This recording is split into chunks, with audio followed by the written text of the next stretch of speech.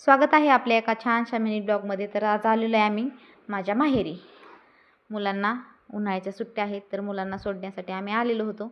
तर इथं आमच्या बाळाला मस्त असा छान नवीन झोका आणलेला आहे आणि छान असं झोक्यामध्ये बसून एन्जॉय चाललेला बाळाचा। अजिबात घाबरत नव्हता झोक्याला, नवीन झोका आहे तरी, आणि सगळे त्याला झोका देण्यामध्ये दंग होते। लहानपणी खरंच खूप मज्जा असते लहान मुलांची। तर त्याला झोका देऊन झाला आणि नंतर आता आम्ही सगळे जेवण करायला चाललेलो आहे। तर जेवणामध्ये मस्तपैकी आमच्या आईने इथं चिकनची भाजी बनवली बघा, काळ्या मसाल्यामध्ये एकदम टेस्टी बनवते भाजी। तर या सगळे जेवायला। मुलांसाठी थोडंसं आळणी चिकन पण ठेवलेले काढून।